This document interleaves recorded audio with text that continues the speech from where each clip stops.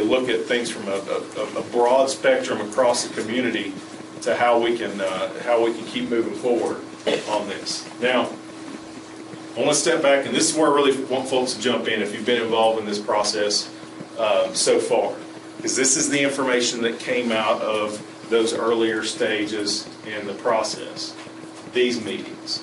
This is where you told us where things are at. And I want to walk through these just very briefly. The current state of things from a business and industry perspective. You told us that most businesses and industry is located in the corporate city limits in Newport, and the availability of broadband is excellent. However, you have some businesses located in more remote areas of the county, and availability is very limited or non-existent. On the government spectrum, you told us that basic internet applications, but no video conferencing is available. That public access is available at some of your government locations. There's very limited internet access throughout the county, and there's currently no strategic plan or employee training in place. On the healthcare front, you said that there was a point-to-point T1 mainframe to the mainframe in Knoxville. That's the local hospital, and that there were some wireless internal laptops being used in the hospital, but there was no community high-speed availability. On the tourism, recreation, and parks sector, you said that there was a large discrepancy in tourism business opportunities. I'm not sure that I know what this means. That's what I have from notes. Anybody can elaborate on that, or is there anything missing, or that needs to be expounded upon in these four sectors here? Not everybody all at once. I think for some of the rafting companies, they have internet, but they don't have high-speed internet. I see. Okay.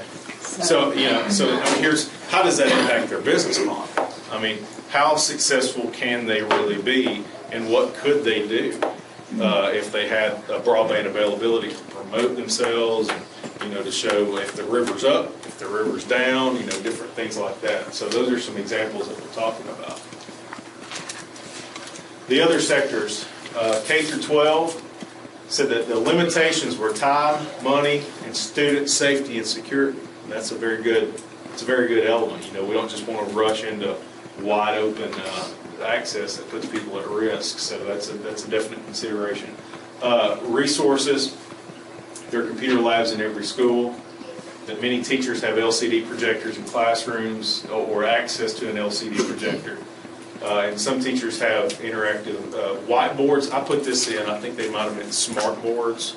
You're hearing a little bit more about that in the education field right now, and that's more interactive with the students. And that there was a full-time education technology trainer in the school system. And I think I put the word full-time in there. I made an assumption. However, agriculture, higher education, community-based organizations, libraries, I had some very limited benchmarking information, but not any particular comments or thoughts on that. So if you can help us with one of those sectors, see me after.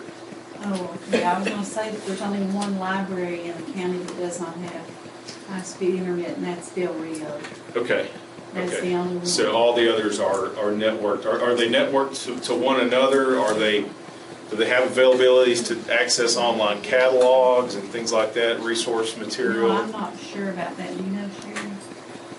No, but I can get that information. Okay. Very good. Does the Parrotsville Library appear to high speed, but they can probably connect to the school. I'm not sure how I they do it. I think they have Dish or Usenet or something like that. And that's a great resource. Let me say, I mentioned that I've got some of these broadband inquiry forms with me in the event that I don't have enough for everybody today, or for your friends and neighbors, folks you go to church with, family members that aren't here, we can get involved in this process.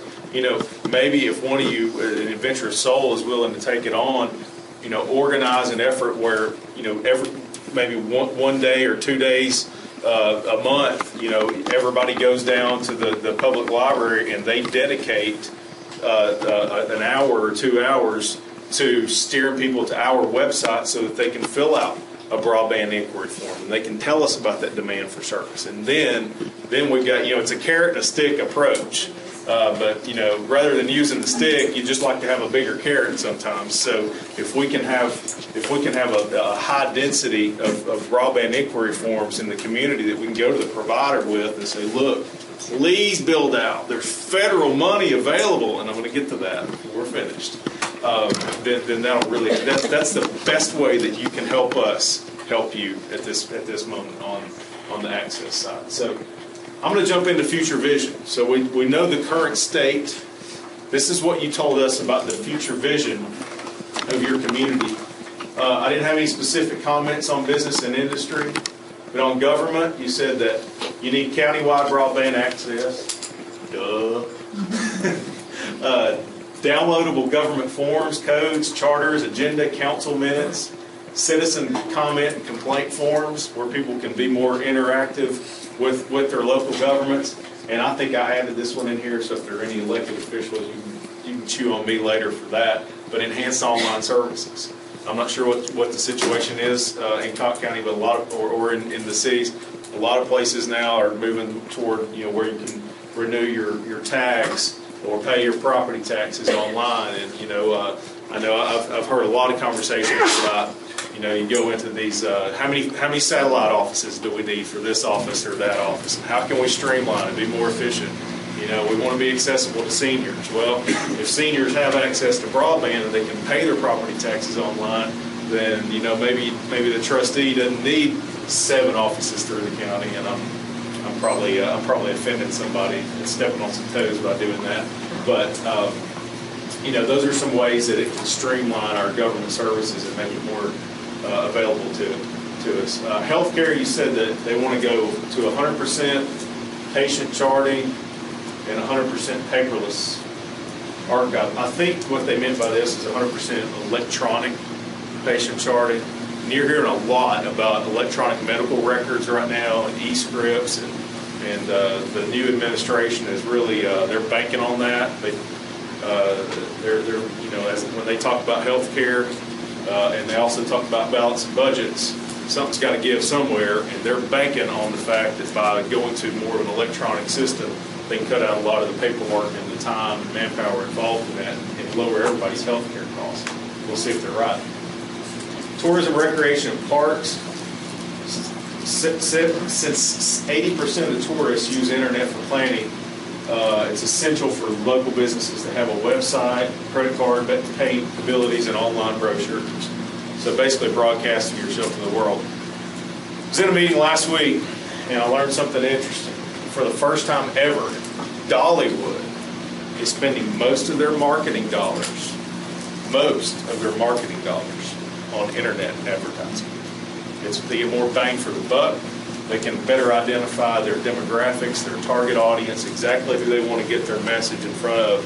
They're spending more on internet than they are on television this year. And frankly, in a lot of ways, it's more cost effective as well. So if Dollywood's doing it, do you think our tourism, recreation, and parks sector in Cocke County needs to be moving in that direction? Probably so.